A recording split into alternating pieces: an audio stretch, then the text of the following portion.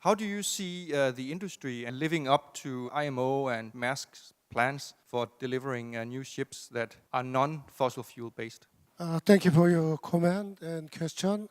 It's not easy to say to using without fossil fuel, but always as a shipbuilder, you are making commercial vessel or sometimes navy vessel as well. But anyhow, we have to do reducing the CO2 emission, but gradually you have to reduce, like IMO, now EDI, phase 1, 2, 3. So maybe phase 4 and 5, you have to reduce 50%. Then, still currently using oil can reduce up to EDI phase 3. It means 30% reduction using oil and including any technology, any saving devices, engine, everything. But above 30% to 50%, then you have to use first LNG. Second thing, also we consider any fuel cell or battery, some others. So renewable energy making some through into the electric propulsion. But maybe zero emission of CO2, that is wind sail or even rowing or nuclear power. But still, I think the Greenpeace doesn't allow the nuclear power ship to enter into the port. So gradually we'll use oil to LNG, then maybe hydrogen or battery, fuel cell, something.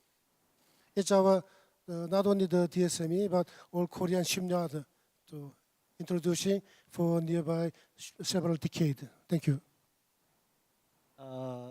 Yes, that is very big challenge to us as well. So our government, we try to meet the guidelines of the international societies, how to reduce, not just for CO2, it also applies to the NOx and SOx.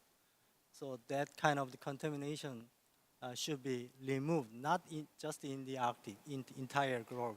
So that is big challenges. So the government side, we try to adopt that kind of international movement to our regulations first. And also we support some research and development fund to the institutions or the business side to meet that kind of the new environment of the business. That is just not for the business problem. So we entirely, researchers and government and businessmen, we should talk together how to meet that guidelines for the futures.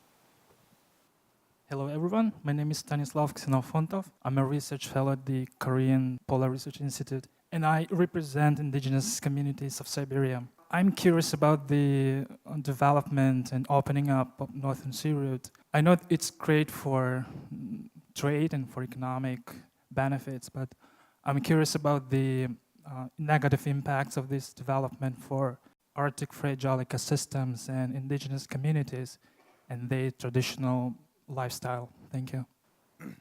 Well, that's a great question. Thanks very much. It's a big question. Clearly, there's a lot of pieces to that. But I would say this: we are, and when I say we, I mean a lot of organizations are very aware of what more ship traffic will mean to Arctic communities. And of course, there's positives and negatives. And I think one of the things that we're focusing on is really how to augment the positives and really try to keep the negatives as low as possible.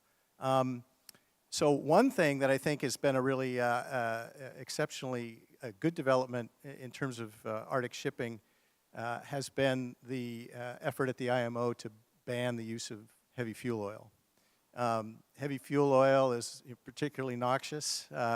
It is persistent, meaning that it remains in the environment a very long time. And for these very reasons, heavy fuel oil was banned in Antarctica some time ago. So the work to ban heavy fuel oil is one of the types of things that we can do as a mechanism looking forward. Before a disaster happens, let's take care of this particular problem.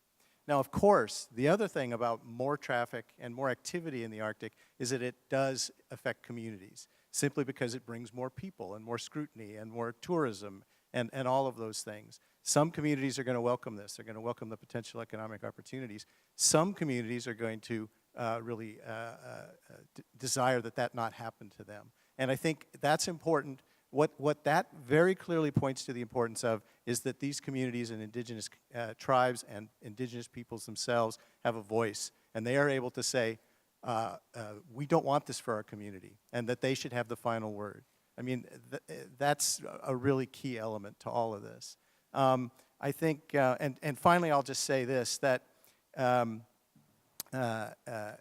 as the indigenous organizations that operate at the Arctic Council, or those that will operate at the IMO, you know, it's a difficult task to organize the thoughts and wishes of their community members because they aren't all in agreement. That's always the case. And so it's a matter of taking, you know, the sort of the consensus position of these organizations and their communities forward. Sometimes you get it right and sometimes you get it wrong, but you do the best you can. And so recognizing that this is going to happen, I think the key elements are A, making it happen as safely as it possibly can, and B, making sure the voices are very clearly heard and that communities have the opportunity to say no.